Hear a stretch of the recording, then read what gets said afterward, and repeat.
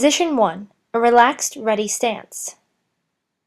Position 2, an upright, parallel position. Position 3, move backwards and be ready to push off. Position 4 is pushing yourself forward. The ABCs of curling are A. Alignment, just as we showed with the positions earlier. B is for balance, actually pushing off like position 4.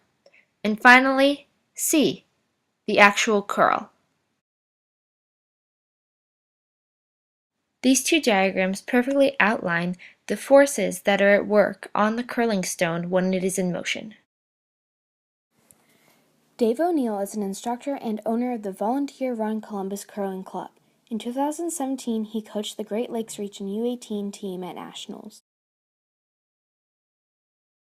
You can't make a curling stone go straight unless you send it at a very, very high rate of speed. The current theory is that I have seen as being the leading theory is that as the stone rotates, if you think about it, when it's moving down the sheet of ice, one side is rotating against the ice because the ice is going this way, the rock is going this way.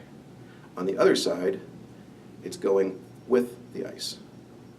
So essentially, the friction and the forces between the two different sides of the ring are different because you have a faster rotation on one side than on the other. So the theory is that up on top of the pebble, that difference along with the front of the ring catching the pebble has to do with why and how it curls. So up on the wall there, top of the stairs, you'll see some filters. And I believe I was told that that's a reverse osmosis deionization system. So that little white tube there is what produces our deionized water, our nice clean water.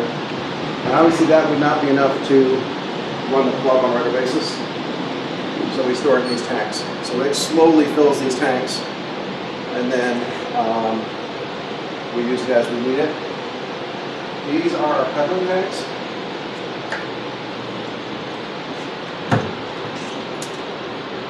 And so we'll fill a tank to about there in order to put pebble on 3 different sheets. The pebbling head, I don't know if you can see it or not, but it has some very, very fine little holes in it. And hopefully you'll get a chance to videotape them later on when they're pebbling, and you'll see how they get a nice, fine, raindrop-like spray of water out onto the ice, and that's what creates the little pebble. In curling, the use of pebbled ice is critical to the success of the game. It reduces friction because the running band on the bottom of the stone, which is the only part of this 44-pound stone that actually touches the ice, is curling on the raised bumps, allowing for a more concentrated weight. To further reduce friction, sweepers sweep in front of the stone as it travels, heating up the ice, temporarily melting it before it refreezes, creating a surface that has a coefficient of friction of 0.001 mu. To prepare a fresh sheet, ice technicians use a machine to scrape the old pebbles off the ice. Then, to get rid of remaining ice flakes or hair or lint that may affect the friction, the floor is mopped. Finally, the ice technicians use a special nozzle to spray the water droplets onto the ice, moving their arms back and forth. Upon landing on the ice, the water droplets freeze to form a fresh layer of ice pebbles. But usually, when they're pebbling, they will specify a certain number of seconds that they want to pebble.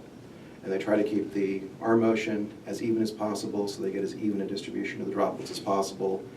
And an ice maker will decide maybe a 35-second pebble is best. So sometimes you'll see the fellows out here pebbling, they'll have a stopwatch.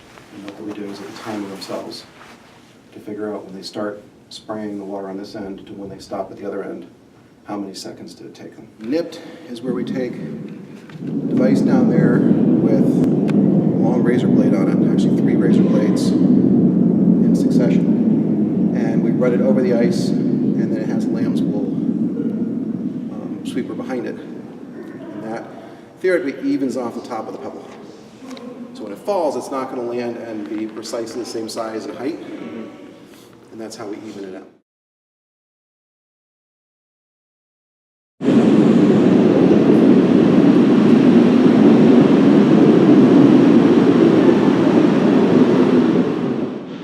Using pebbled ice is absolutely crucial to achieving a proper curl.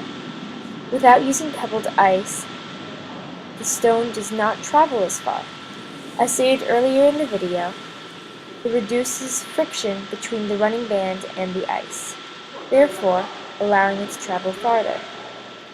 This is reflected through our experiment with used pebbles, scraped ice, and then fresh pebbling.